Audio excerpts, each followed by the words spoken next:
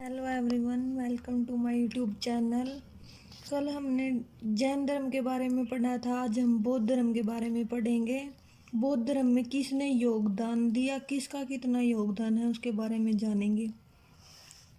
जो महात्मा बुद्ध है उसका सबसे महत्वपूर्ण योगदान है बौद्ध धर्म की स्थापना करने में और बौद्ध धर्म को आगे तक ले जाने में। जो महात्मा बुद्ध है उनका जन्म हुआ था 563 ईस्वी पूर्व में, और जहाँ पर उनका जन्म हुआ था उस स्थान का नाम है लुम्बिनी का रुमिनी देई गांव है वो। जो महात्मा बुद्ध है इनके बचपन का नाम था सिद्धार्थ बुद्ध। इनके पिता का नाम था शुद्धोदन, जो कि कपिल वस्तु शाक्य गण के प्रधान थे। इनकी माता का नाम था महामाया, जो कि कोलीय गणराज्य की कन्या थी। अब हम देखेंगे जो महात्मा बुद्ध थे उनके जन्म की कथा। महात्मा बुद्ध ने किन किन परिस्थितियों में बुद्ध ने जो है बौद्ध धर्म की स्थापना की। बुद्ध का जन्म हुआ, जन्म के कुछ समय पश्चात ही जो इनकी माता थी जिसने इसको जन्म दिया था, माता महामाया, उसका निधन हो गया। फिर इनका लालन पालन जो है इनकी मौसी यानी इनकी विमाता प्रजापति गौतमी ने किया। इस प्रकार इनको सांसारिक वस्तुओं से दूर रखने के कारण 16 वर्ष की आयु में इनका विवाह कर दिया, छोटी सी अल्पायु में। इनकी पत्नी थी कोलीय गणराज्य की कन्या कात्यायनी। उत्तर वैदिक काल में जो कात्यायनी है बहुत महत्वपूर्ण पत्नी मानी जाती है इसकी। वैदिक काल में इसको बौद्ध ग्रंथों में इसके अनेक नाम थे, यशोधरा, बिंबा और गोपा। फिर है बुद्ध के जीवन की महत्वपूर्ण घटना। महात्मा बुद्ध को जो है सांसारिक वस्तुओं से दूर रखा जाता था, किंतु फिर भी इन्होंने सबसे पहले देखा एक वृद्ध व्यक्ति को, फिर देखा व्याधिग्रस्त मनुष्य को, उसके बाद एक मृतक को देखा, फिर इन्हें सन्यासी को देखा।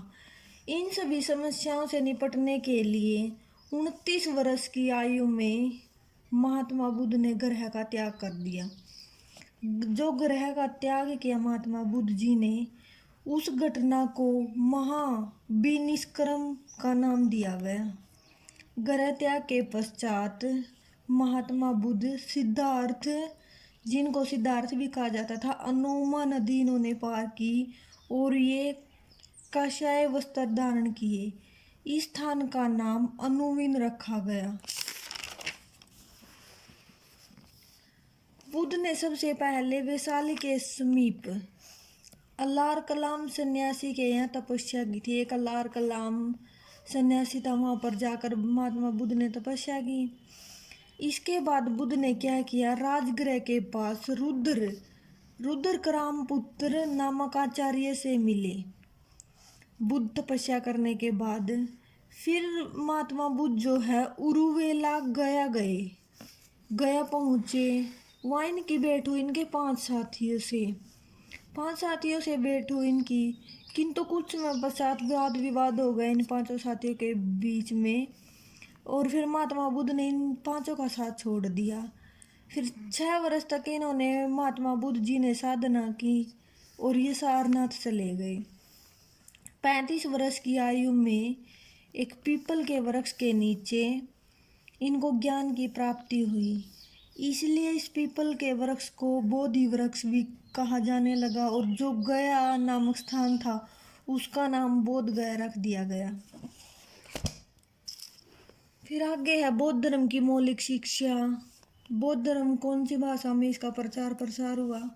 बौद्ध धर्म जो है पुनर्जन्म में, कर्म और पुनर्जन्म में विश्वास रखते थे ये लोग, और पाली भाषा में बौद्ध धर्म का विकास हुआ। फिर जो बौद्ध धर्म में आस्टिंग मार्ग पर बहुत बल था, इसमें शील, समाधि और प्रज्ञा ये 3 चीजें बताई गई थी। जो आर्य थे वो सत्य में बुद्ध ने दुख निरोग के मार्ग को बताया है। जो दुख है, दुख सुख है, ये आनी जाने वाली चीज है, महात्मा बुद्ध ने ऐसा बताया है। फिर जो त्रिरत्न है, त्रिरत्न और शील, ये 2 ऐसे गुण थे जिनके ऊपर महात्मा बुद्ध ने और जो बौद्ध भिक्षु थे बहुत बल दिया गया था। त्रिरत्न क्या थे, त्रिरत्न में बुद्ध और संघ और धम्म इन तीनों को शामिल किया गया था, इसको त्रिरत्न कहा जाता था। जो शील थे उसका मतलब था नियम। 10 नियम थे जो कि बहुत महत्वपूर्ण थे, जिनके ऊपर बौद्ध धर्म लागू किया गया था। फिर आगे है बौद्ध धर्म का प्रचार प्रसार। बौद्ध धर्म जो है बोध गया गए थे जब महात्मा बुद्ध, उसके बाद ये सारनाथ गए। सारनाथ पर महात्मा बुद्ध ने अपना प्रथम उपदेश दिया। जो वो 5 साथी थे उन्हीं को अपना उपदेश दिया और एक श्रेष्ठी यश नामक लड़के को अपना शिष्य बनाया। एक उपाली नाम का व्यक्ति था, उसको भी अपना शिष्य बनाया। कुटाल गृहशालाओं का निर्माण करवाया बुद्ध ने। फिर कौशल राज्य, बुद्ध जो है कौशल राज्य में गए, वहाँ पर इसके सबसे ज़्यादा अनुयायी हुए, यानी कि वहाँ के लोगों ने सबसे अधिक लोगों ने बौद्ध धर्म को ग्रहण किया। जो कौशल राज्य की राजधानी थी उसका नाम था श्रावस्ती। श्रावस्ती ने बुद्ध ने 21 बार विश्राम किया, जगह जगह पर रुके, बौद्ध धर्म का प्रचार करते करते 21 जगह पर रुके और विश्राम किया। वहाँ पर बुद्ध ने उपदेश दिए। श्रावस्ती में बुद्ध ने उपदेश दिए। उसके बाद श्रावस्ती नामक स्थान पर बुद्ध ने 30 नामक कोटि की बहुत अधिक वर्षों तक सेवा की। उसके पश्चात जो है बुद्ध पाव और कुशीनगर पहुँचे। सालवन में वहाँ पर रुक गए। फिर उन्होंने अपना अंतिम उपदेश दिया सुभद्र को, जो कि इनके महत्वपूर्ण शिष्य थे। यहीं पे पावा कुशीनगर में इनकी मृत्यु हो गई। जहाँ पर इनकी मृत्यु हुई थी उस घटना का नाम रख दिया महापरिनिर्वाण कहा जाने लगा। बुद्ध धर्म का भारत में नहीं अपितु अनेक देशों में प्रचार प्रसार हुआ। सबसे पहले श्रीलंका में जब अशोक सम्राट के काल में, श्रीलंका में जब अशोक सम्राट का काल चल रहा था तो उस समय बौद्ध धर्म का बहुत विकास हुआ। और जो महेंद्र और संघमित्रा थे श्रीलंका में, इन दोनों भाई बहनों ने बौद्ध धर्म का प्रचार प्रसार किया। सबसे महत्वपूर्ण ग्रंथ आते फिर इनके दीपवंश और महावंश। आगे बर्मा में भी बौद्ध धर्म का बहुत विकास हुआ। अशोक सम्राट का ही काल था बर्मा में भी। जावा, सुमात्रा, चीन, मध्य एशिया में भी बौद्ध धर्म का बहुत प्रचार प्रसार हुआ। बौद्ध साहित्य भी बहुत फैला। बौद्ध साहित्य में सबसे पहले आता है विनय पिटक, शुद्ध पिटक और अभिधम्म पिटक। इन बौद्ध संगीतियों में इनका वर्णन किया गया है। जो विनय पिटक, शुद्ध पिटक और अभिधम्म पिटक थे, इन तीनों को त्रिपिटक का नाम दिया गया था। सबसे पहले विनय पिटक के 3 भाग थे जिनको प्रमुख माना जाता था। उसके बाद शुद्ध पिटक में क्या बताया गया था, बुद्ध के प्रवचनों को एक सूत्र के रूप में बताया गया था। इनका संकलन किया गया था आनंद नामक पुस्तक में। इसके 5 भाग और 6 निकाय बताए थे शुद्ध पिटक के। सबसे पहले दीर्घ निकाय जिसमें सूक्तों का वर्णन था। फिर मणिजम निकाय, इसमें 3 सूक्तों का वर्णन था। संयुक्त निकाय, इसमें यखल कौशल सूक्त का वर्णन था। सबसे महत्वपूर्ण आता है अंगुत्तर निकाय, जिसमें 16 महाजनपदों के बारे में बताया गया है। फिर खुद्दक निकाय, इसमें विस्तारवादी सूक्त का वर्णन था और 15 स्वतंत्र पुस्तकों का वर्णन था। फिर है अभिधम्म पिटक, इसका भी महत्वपूर्ण योगदान है। इसके बाद आता है बौद्ध साहित्य और रचनाकार। जो बौद्ध साहित्य लिखा गया था उसके विभिन्न रचनाकार हुए थे, उनने बहुत सारी रचनाएं की। सबसे पहले आता है मिलिंद पंथो। इसके रचनाकार थे मिनांडर और मिलिंद। ये इंडो ग्रीक शासक थे। इन्होंने भी बौद्ध साहित्य लिखने में अपनी महत्वपूर्ण भूमिका निभाई। उसके बाद आता है बौद्ध आचार्य नागसेन। फिर आता है बुद्ध घोष ने बौद्ध धर्म का प्रचार प्रसार करने में अपनी महत्वपूर्ण भूमिका निभाई। बुद्ध घोष ने पाली साहित्य के रचनाकार माने जाते हैं। बुद्ध घोष ने महात्मा बुद्ध की जीवनी लिखी। इस जीवनी का नाम था निदान गाथा। एक पुस्तक लिखी जो कि बौद्ध सिद्धांत पर लिखी थी, उसका नाम था विशुद्धिमग्ग। फिर बौद्ध धर्म का विभाजन हो गया। महात्मा बुद्ध के निर्वाण प्राप्ति के बाद 100 वर्षों के बाद बौद्ध धर्म में मतभेद उत्पन्न होने लगे। बौद्ध धर्म का विभाजन हो गया। बौद्ध धर्म का विभाजन हो जाने के बाद जो भिक्षु भिक्षुणी थे उनको बाहर कर दिया गया और दो भागों में इसको बांट दिया गया। जो भिक्षु भिक्षुणी थे जिनको बाहर किया गया था उनको तो महासंदिग्ध, और जिन्होंने बाहर निकाला था उसको हीन संधि की संज्ञा दी गई। फिर इन्हीं को महासंदिग्ध और हीन संदिग्ध, इनके दो अलग नाम रख दिए गए, हीनयान और महायान। जो हीनयान लोग थे वो रूढ़िवादी में विश्वास रखते थे, किंतु जो महायान थे वो अस्तित्ववादी थे। जो हीनयान थे वो महात्मा बुद्ध को एक महान पुरुष मानते थे, वे महात्मा बुद्ध सिर्फ एक महान पुरुष है। किंतु इसके विपरीत जो अस्तित्ववादी या महायान शाखा के लोग थे वो मानते थे कि बुद्ध एक देवता है, इनकी पूजा अर्चना में उनका विश्वास होने लगा। जो हीनयान शाखा थी उसके प्रमुख शासक थे अशोक और कालाशोक। जो महायान शाखा थी उसके प्रमुख शासक थे हर्षवर्धन और धर्मपाल। इसके बाद आगे आता है एक वर्जियान शाखा का उदय हुआ जो कि महायान से संबंधित थी।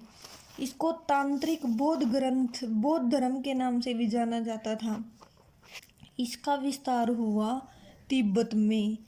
तिब्बत में राजधर्म शुरू कर दिया गया वर्जियान शाखा के द्वारा। जो वर्जियान शाखा है वो जादुई शक्ति के द्वारा मुक्ति प्राप्ति का साधन जादुई शक्ति को मानती थी। उसके बाद जो वर्जियान शाखा थी इसमें एक हेरुक नाम का देवता था जो कि इनका वर्जियान लोगों का बहुत प्रिय था।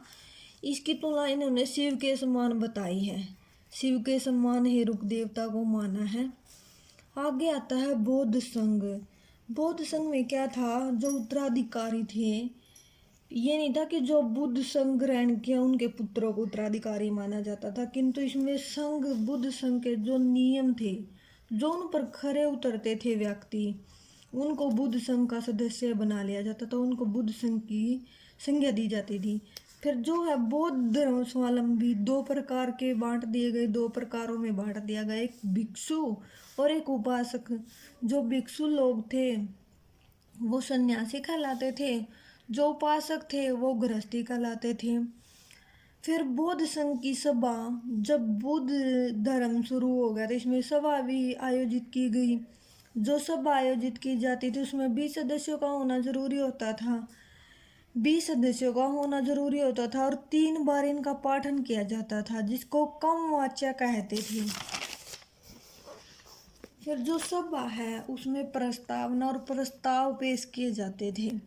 जो प्रस्ताव पेश किए जाते थे उसमें मतभेद की स्थिति उत्पन्न हो जाती थी, कोई अपने प्रस्ताव को किस प्रकार रखे, कोई किस प्रकार, तो मतभेद हो जाते थे। जो मतभेद हो जाते थे उस मतभेद को अधिकरण कहा जाता था। जो मत विभाजन हुआ वो 2 प्रकार से हुआ। सबसे पहले गुप्त मतदान, गुप्त मतदान को गुल्लक कहा जाता था, और जो प्रत्यक्ष मतदान हुआ उसको विवतक कहा जाता था। इसके बाद बौद्ध धर्म में जो संगीतियाँ हुई थी, सबसे पहले संगीति हुई 483 ईस्वी पूर्व, जो कि राजगृह में हुई थी, और इसके अध्यक्ष थे, किसने इसकी अध्यक्षता की थी, महाकश्यप ने। और किसके शासनकाल में हुई थी, अजात शत्रु के शासनकाल में ये प्रथम संगीति हुई थी। उसके बाद दूसरी संगीति हुई, दूसरी बौद्ध संगीति 483 ईस्वी पूर्व में हुई। इसके अध्यक्ष थे कालाशोक, इसके अध्यक्ष थे सदरकामिनी, और ये वैशाली नामक स्थान पर हुई थी, और कालाशोक इस समय शासक थे। तीसरी बौद्ध संगीति का आयोजन हुआ पाटलिपुत्र में 250 ईस्वी पूर्व। इसके अध्यक्ष कौन थे, इसके अध्यक्ष और इसके शासक थे मोगलीपुत्र 30। चौथी बौद्ध संगीति हुई 72 ईस्वी पूर्व, जो कि कुंडलवन में हुई थी। इसके अध्यक्ष थे वसुमित्र, इसके शासक थे कनिष्क। धीरे धीरे बौद्ध धर्म फैला, बौद्ध धर्म का प्रचार प्रसार हुआ। महात्मा बुद्ध की मृत्यु के पश्चात बौद्ध धर्म में कर्मकांड आने लगी। कर्मकांड आने के कारण बौद्ध धर्म का पतन होना शुरू हो गया। बौद्ध धर्म जो है, बौद्ध संघ में मतभेद हो गए, लोगों में विलासिता का जीवन जीना शुरू कर दिया। ब्राह्मण जो है धर्म की शुरुआत होगी, ब्राह्मण धर्म ने अपना स्थान ले लिया, पुरोहितों ने बौद्ध धर्म की समाप्ति की ओर जाने लगा। जो स्त्रियां हैं वो भी संघ में प्रवेश होने लगी। तुर्कों का आक्रमण हुआ, इस कारण बौद्ध धर्म का पतन हो गया और आजीविक संप्रदाय की शुरुआत हुई।